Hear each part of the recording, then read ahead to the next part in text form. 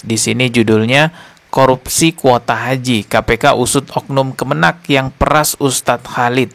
Oknum dari Kemenak ini kemudian menyampaikan, ya ini juga berangkat di tahun ini, tapi harus ada uang percepatan. Nah, ternyata tidak hanya kuota haji yang dikorupsi, ada juga dugaan itu korupsi cateringan jamaah haji. Kabarnya kerugian negara dengan dugaan korupsi cateringan haji ini mencapai ratusan miliar. Gila, benar ya. Ya, orang yang korupsi tentang perhajian ini lebih dajjal daripada dajjal, lebih iblis daripada iblis. Assalamualaikum warahmatullahi wabarakatuh. KPK kembali lagi melakukan konferensi pers dan mengejutkan sekali di konferensi pers KPK kali ini menyebutkan bahwa Ustadz Khalid itu diperas oleh oknum Kemenak. Jadi nggak hanya sekedar ditipu, tapi juga ada pemerasan. Dari sini juga kita bisa lihat bahwa Ustadz Khalid itu benar-benar korban. Langsung aja ya, coba kita reaksi video dari KPK yang terbaru, teman-teman. Ini saya reaksi dari channelnya Official iNews. Di sini judulnya Korupsi Kuota Haji, KPK usut oknum Kemenak yang peras Ustadz Khalid. Ini video dipublikasi atau ditayangkan tanggal 19 September 2025. Jadi masih baru, teman-teman ya. Videonya akan saya putarkan full tanpa saya skip, teman-teman ya, biar jelas. Kita simak videonya.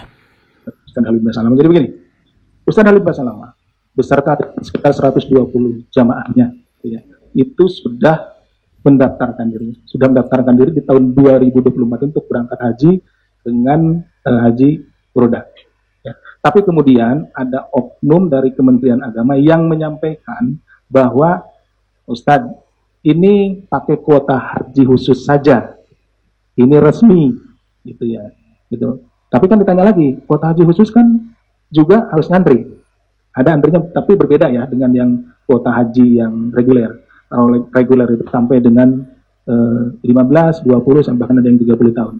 Nah ini kalau kuota haji khusus itu tetap ngantri juga, setahun, 2 tahun tidak salah ya, seperti itu. Ditanya, lah ini kami mau berangkat tahun ini gitu ya, P0 istilahnya. Jadi daftar tahun itu, berangkat di tahun itu juga, seperti itu. Nah, oknum dari Kemenak ini kemudian menyampaikan, ya ini juga berangkat di tahun ini, tapi harus ada uang percepatan. Nah, memberikanlah uang percepatan, kalau tidak salah itu 2.400 ya per kota, 2.400 US ya, dolar seperti itu. Kan range-nya macam-macam, ada yang 2.400 sampai dengan 7.000 US dollar per kota.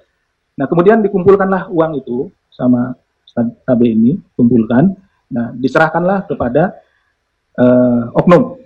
Nah, mereka berangkat haji tahun itu juga. Benar seperti yang dijelaskan oleh si oknum tersebut tahun itu. Kemudian setelah pelaksanaan haji, ada pansus ya di DPR yang kemudian untuk melihat pembagian kuota haji ini.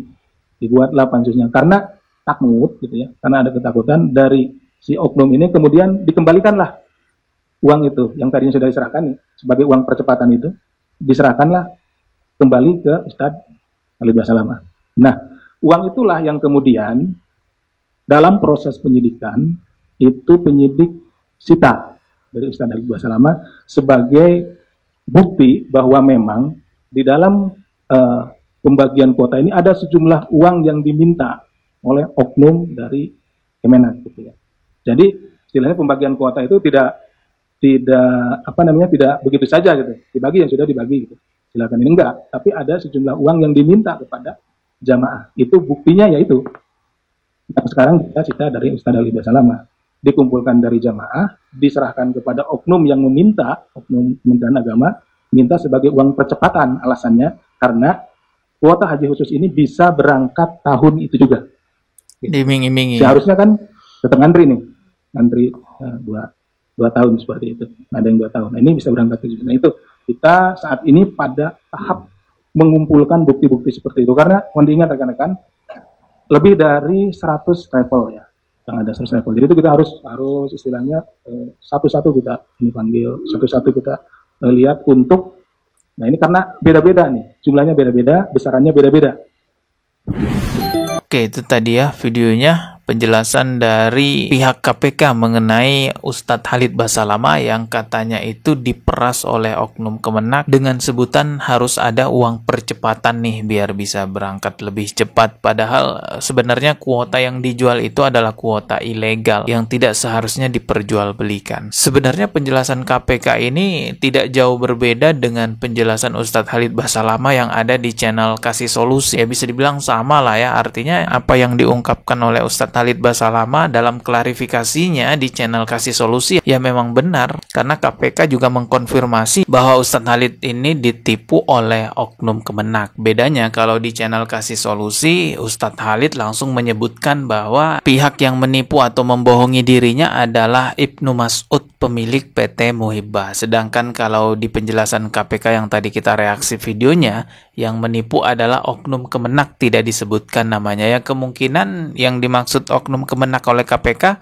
ya Ibnu Mas'ud dari PT Muhibbah, kemungkinan ya. Semestinya kalau udah seperti ini ya Ustadz Khalid aman 100% karena apa yang diucapkan Ustadz Khalid dalam klarifikasinya itu sinkron ya, balance atau sama apa yang dikatakan oleh KPK bahwa Ustadz Khalid itu korban. Dan sekarang juga terungkap kenapa KPK lama banget nangani kasus kuota haji ini. Ternyata bukan karena backingannya Pak Yakut kuat gitu ya, tetapi karena memang banyak banget yang perlu diperiksa. Bayangin aja, agen travel yang terlibat ada 400-an, itu diperiksa satu persatu.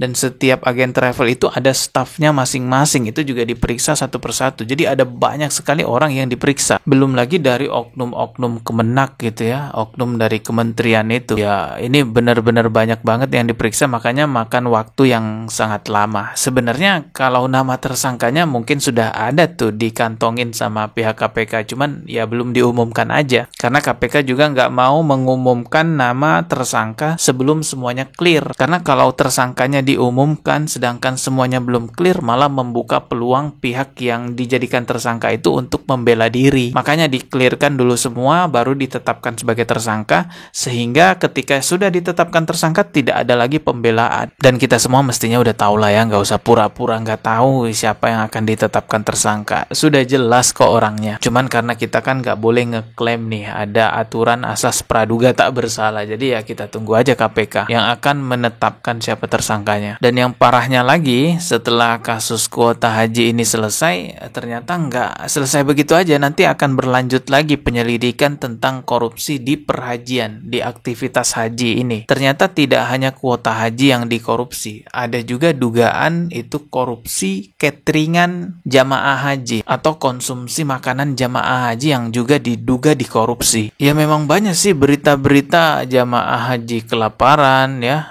tidak dikasih makan, nggak dapat makan gitu. Ternyata ada dugaan korupsi konsumsi jamaah haji. Gila bener ya, udah kuota dikorupsi ya, merugikan 8.400 orang ya. Ditambah lagi makanannya juga dikorupsi. Kabarnya kerugian negara dengan dugaan korupsi cateringan haji ini mencapai ratusan miliar. Gila bener ya. Ya orang yang korupsi tentang perhajian ini lebih dajjal daripada dajjal, lebih iblis daripada iblis. Kapan ya Indonesia ini punya menteri agama yang benar-benar bersih? Karena korupsi di Kementerian Agama ini juga dari dulu kan, dulu pernah ada korupsi uang pengadaan Al-Quran. Gila bener, uang untuk pengadaan Al-Quran itu gratis yang diserahkan kepada musola-musola, masjid-masjid itu dikorupsi. Ya dajjal pun ketawa ngelihat kelakuan mereka teman-teman. Entah azab apa yang akan didapatkan nantinya, entah hisab apa yang akan dialami nanti ketika di yaumil akhir. Nauzubillahi min zalik. Kita ketemu lagi di video berikutnya. Subscribe dan juga loncengnya ditekan sebagai notifikasi.